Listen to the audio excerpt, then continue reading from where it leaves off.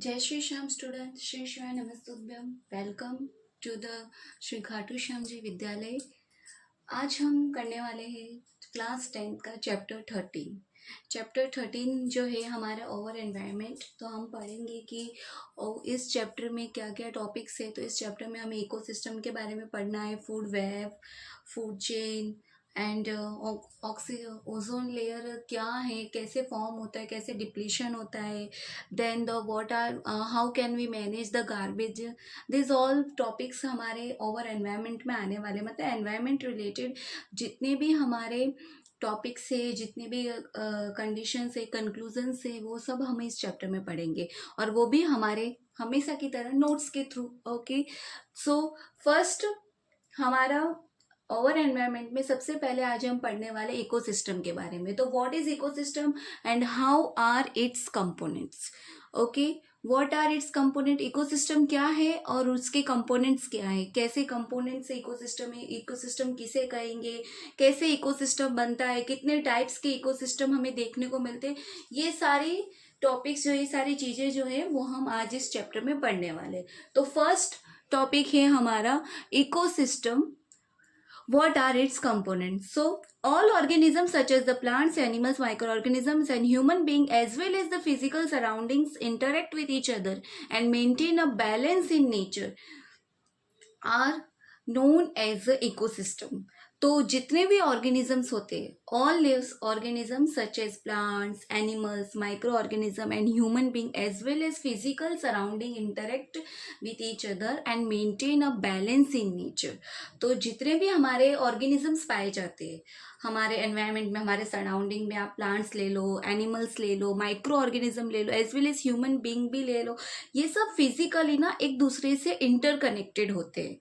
ये सब एक दूसरे से कनेक्टेड है, डिपेंडेंट है, ओके, फिजिकली और with others and maintain a balance. और इनके इंटरेक्शन की वजह से जो नेचर में जो बैलेंस बना रहता है, उस बैलेंस को, उस इंटरेक्शन को क्या कहेंगे, ecosystem. All interacting organism in an area together with the non-living constituent of environment form an ecosystem। तो जितने भी इंटरैक्टिंग ऑर्गेनिज्म है किसी भी एरिया में, ओके, नॉन लिविंग कॉन्टिनेंट के जब वो साथ आ जाते हैं, जितने भी इंटरैक्टिंग ऑर्गेनिज्म यानी plant, animals, micro, human being जो है, ये सब जब किसी भी एरिया में, जिस एरिया में वो है वहाँ पे जब वो नॉन लिविंग कंस्टिट्यूएंट के साथ भी मिल जाते हैं और आकर एनवायरनमेंट में, तो वहाँ पे एक इकोसिस्टम फॉर्म होता है। तो सिंपल सी लैंग्वेज है कि जब लिविंग ऑर्गेनिजम्स जो होते, जो एक दूसरे पे इंटरेक्ट करते, एक दूसरे पे डिपेंडेंट होते, ओके, कहीं ना कहीं से एक दूसरे से इंटरेक्टेड है, इंटरकनेक्टेड है, वो जब नॉन लिविंग कंस्टिट्यूएंट के साथ मिलकर एक एरिया फॉर्म करते, ओके, वहाँ पे एक कंडीशन, एक एनवायरनमेंट जैसा एक बोलेंगे ना हम कि एक एनवायरमेंटल कंडीशन एक वहाँ पे फॉर्म करेंगे, तो उसको हम इकोसिस्टम कहेंगे। Okay, thus an ecosystem consists of biotic component comprising living organism and abiotic component comprising physical factor। तो इकोसिस्टम किसे कहते हैं, तो इकोसिस्टम क्या है, तो इकोसिस्टम वो है जिसके अंदर बायोटिक कंपोनेंट के साथ साथ, बायोटिक कंपोनेंट में जैसे कि लिविंग ऑर्गेनिज्म, और अबायोटिक कंपोनेंट जिसके अंदर फिजिकल फैक्टर्स आते हैं जैसे कि टेम्परेचर है, रेनफॉल है, वाइंड है, सॉइल है, मिनरल्स है, ये सब जब एक दूसरे के साथ आते हैं, that means biotic and abiotic components जब एक साथ आते हैं, that's make an ecosystem. Okay, for example अगर हम ले, if you visit a garden you will find different plants such as grasses, trees, flowers, bearing plants like rose, jasmine, sunflower and animals like frog, insects and bird. तो हम एक example लेते हैं कि मतलब इकोसिस्टम क्या, कैसे पता चलेगा कि यहाँ पे इकोसिस्टम है या नहीं। तो just let's take example of a garden, कि आप एक गार्डन को विजिट करने गए, मतलब हम ऐसे गार्डन में घूमने के लिए गए, ठीक है, तो वहाँ पे हम क्या देखेंगे, कितने सारे डिफरेंट टाइप के वहाँ पे प्लांट्स होते हैं, और कितने सारे डिफरेंट टाइप के वहाँ पे हमें फ्लावर देखने को मिलेंगे, फिर कितने सारे डिफरेंट डिफरेंट टाइप्स के एनिमल्स भी होते हैं गार्डन में। तो प्लांट्स जैसे हम ग्रासेस ले ले, कुछ ट्रीज होते हैं, फ्लावर में रोज, जैस्मिन, सनफ्लावर, इंसेक्ट में फ्रॉग, एनिमल्स में फ्रॉग है, इंसेक्ट्स है, बर्ड्स है, ये सब चीजें हमें एक गार्डन में देखने को मिलती है। तो ये जितनी भी लिविंग ऑर्गेनिज्म है ये इंटरेक्ट कर रहे हैं एक दूसरे के साथ and their growth, reproduction and other activity, इनकी जो ग्रोथ है, रिप्रोडक्शन है और जो दूसरी एक्टिविटीज है ये सब अबायोटिक कंपोनेंट को अफेक्ट करते हैं इकोसिस्टम के। सो गार्डन क्या हुआ? एक तरह का इकोसिस्टम हुआ। What is garden now? Garden is an ecosystem. कैसे इकोसिस्टम हुआ? तो देखो गार्डन में हमें लिविंग भी दिख रहे, बायोटिक कंपोनेंट भी दिख रहे। बायोटिक कंपोनेंट में प्लांट्स है, ठीक है, हमारे जो एनिमल्स है, हमें ये सब दिख रहे। तो दिस हमारे बायोटिक कंपोनेंट हो गए और ये एक दूसरे के साथ इंटरेक्ट करते हुए अपनी ग्रोथ, रिप्रोडक्शन और दूसरी एक्टिविटीज की वजह से अबायोटिक कंपोनेंट को भी अफेक्ट कर रहे, ओके, किसी भी इकोसिस्टम में। सो garden is an also ecosystem. तो गार्डन क्या बन गया? एक हमारा इकोसिस्टम बन गया। तो इस तरह के कोई पर्टिकुलर एरिया में जब बायोटिक और अबायोटिक कंपोनेंट एक साथ आते and that's make an ecosystem, तो वो एक तरह का इकोसिस्टम बनाते। अब इकोसिस्टम जो है ना वो हमें एनवायरमेंट में नॉर्मली कॉमनली दो टाइप में देखने को मिलता है। दो टाइप के इकोसिस्टम्स होते हैं। एक होता है नेचुरल इकोसिस्टम। नेचुरल इकोसिस्टम वो होता है जो नेचुरली फॉर्म्ड होता है, जिसे हम नहीं बनाते, नेचुरली वो बनता है। लाइक फॉरेस्ट है, पॉन्ड्स है, लेक्स है, ये सब नेचर के बनाए गए, इनको हमने नहीं बनाया, तो they are the natural ecosystem. And अगर दूसरा टाइप होता है ह्यूमन मेड, या उसको आर्टिफिशियल इकोसिस्टम भी कहते हैं, जिसे ह्यूमंस बनाया, जिसको होमोसेपियंस ने बनाया, ह्यूमंस ने जिस इकोसिस्टम को फॉर्म किया है, that ecosystem are known as a human made ecosystem. मतलब जो आर्टिफिशियली जो बनाया गया ह्यूमंस के थ्रू, जो आर्टिफिशियली जो फॉर्म किया गया इकोसिस्टम से, वहाँ पे हर एक चीज हमने खुद प्रोवाइड की है। जैसे कि हम एग्जांपल गार्डन ले ले, ओके, गार्डन भी हमने बनाया, it's not form by nature, वो हमने उसको फॉर्म किया है, तो वो एक ह्यूमन मेड इकोसिस्टम कहलाएगा, आर्टिफिशियल इकोसिस्टम कहलाएगा। इसके साथ साथ जो क्रॉप फील्ड होती है, यानी जो खेत होते हैं, खेत भी जो होते हैं ना, वो भी हमारे ह्यूमन मेड इकोसिस्टम में आते हैं, क्योंकि वो भी ह्यूमंस ही बनाते हैं, उसे भी हम ही फॉर्म करते हैं। तो that's why crop field is also an human made ecosystem. Now next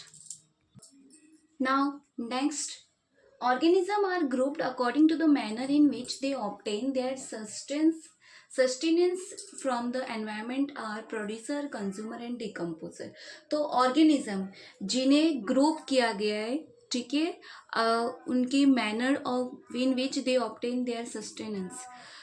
तो ऑर्गेनिज्म को आगे ग्रुप दिया गया है, ऑर्गेनिज्म को आगे 3 ग्रुप में डिवाइड किया गया है। उनके सस्टेनेंस, मतलब एनवायरनमेंट में किस तरह से वो सस्टेनेंस करते, किस तरह से हमें ऑब्टेन होते, कैसे मिलते हो, उसके बेसिस पे ऑर्गेनिज्म को आगे 3 ग्रुप में डिवाइड किया गया है। First group is the producer, second are the consumer and then are the decomposers. तो अभी हम पढ़ेंगे कंज्यूमर क्या है, प्रोड्यूसर्स क्या और डिकम्पोजर्स किसे कहते हैं। तो प्रोड्यूसर्स किसे कहते हैं? तो organism can make organic compound like starch, sugar from the inorganic substance using the radiant energy of the sun in the presence of chlorophyll. All green plants and certain bacteria which can produce food by photosynthesis come under this category are called the producers।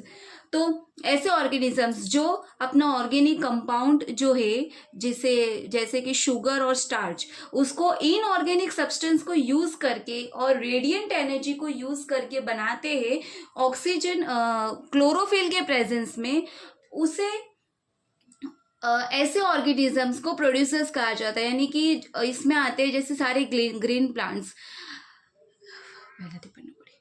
तो first type है हमारा producers. तो producers किसे कहते हैं? तो ऐसे organism जो ऑर्गेनिक कंपाउंड को यूज फर्स्ट पार्ट है हमारा प्रोड्यूसर्स। तो प्रोड्यूसर्स किसे कहते हैं? तो ऐसे ऑर्गेनिज्म जो ऑर्गेनिक कंपाउंड बनाते हैं, जैसे कि शुगर है, स्टार्च है, वो भी किस में से, इनऑर्गेनिक सब्सटेंस में से रेडिएंट एनर्जी को यूज करके, सन की रेडिएंट एनर्जी को यूज करके क्लोरोफिल के प्रेजेंस में ऑर्गेनिज्म जो ऑर्गेनिक कंपाउंड बनाते हैं इनऑर्गेनिक सब्सटेंस में से, ऐसे ऑर्गेनिजम्स को प्रोड्यूसर्स कहा जाता है। उसमें आते हैं जैसे सारे ग्रीन प्लांट्स है, और कुछ बैक्टीरिया जो है जो फोटोसिंथेसिस की प्रोसेस को यूज करके अपना फूड बनाते हैं, ऐसे ऑर्गेनिजम्स को प्रोड्यूसर्स कहेंगे। नेक्स्ट आता है हमारा कंज्यूमर। What are consumers? तो organism depend on the producers either directly or indirectly for their sustenance. तो ऐसे ऑर्गेनिज्म जो प्रोड्यूसर्स पे डिपेंड करते हैं या तो डायरेक्टली और इनडायरेक्टली।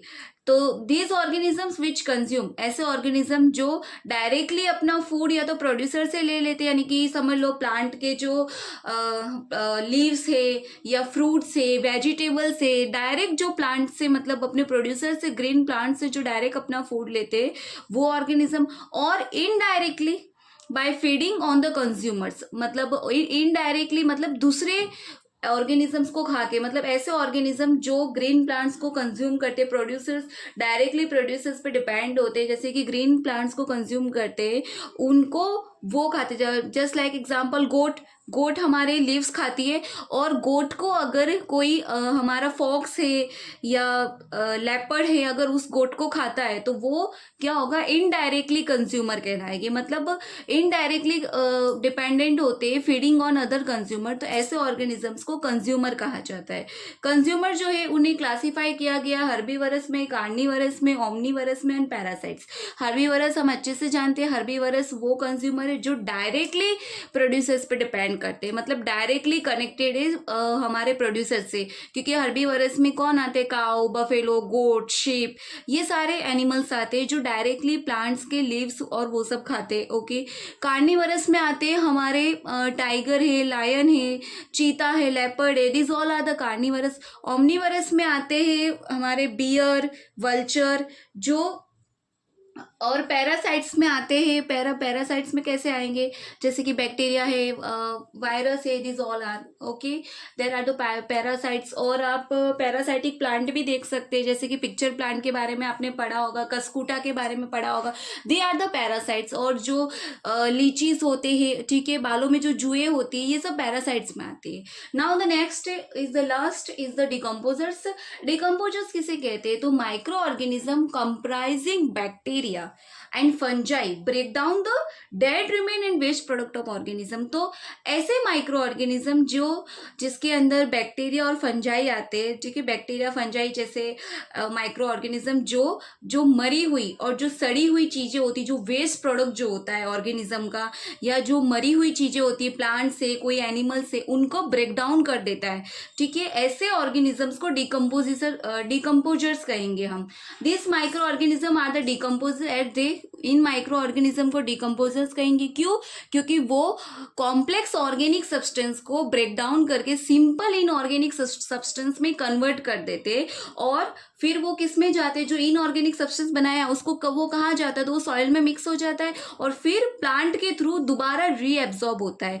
यानी एक चीज हमने नोटिस की है कि जो एनर्जी जो है ना हमारे एनवायरनमेंट में, इकोसिस्टम में जो एनर्जी होती है ना, वो कहीं नहीं जाती, वो एनर्जी वही ही गोल गोल गोल गोल घूमेगी, एक साइकिल फॉर्म करती है। मतलब जैसे सन की एनर्जी जो थी वो प्लांट में गई, ओके, प्रोड्यूसर्स के पास जो एनर्जी जो थी, समझ लो उसको गोट ने खाया, फिर गोट को समझ लो टाइगर ने खाया, फिर टाइगर जो था जब उसकी डेथ हो गई तो फंजाई, बैक्टीरिया, ये सब ने उसका ब्रेक डाउन कर दिया, उसको ब्रेक डाउन करके इनऑर्गेनिक सब्सटेंस में कन्वर्ट कर दिया, फिर उसको किस में मिक्स कर दिया, वो जो इनऑर्गेनिक सब्सटेंस बना वो टोटली सॉइल में मिक्स हो गया, और फिर वो सॉइल में से जब प्लांट जो होते हैं वो अपने रूट के थ्रू उस सब्सटेंस को, उस ऑर्गेनिक वो जो एनर्जी जो उसने ली थी, उस एनर्जी को फिर से प्लांट जो है रीएब्जॉर्ब कर देता है। ओके, एंड दिस टाइप, ये तीनों जो है कंज्यूमर, प्रोड्यूसर एंड डिकम्पोज, ये बहुत ज़्यादा इंपॉर्टेंट है इकोसिस्टम में, क्योंकि इन तीनों पे ही पूरा का पूरा इकोसिस्टम डिपेंड करता है,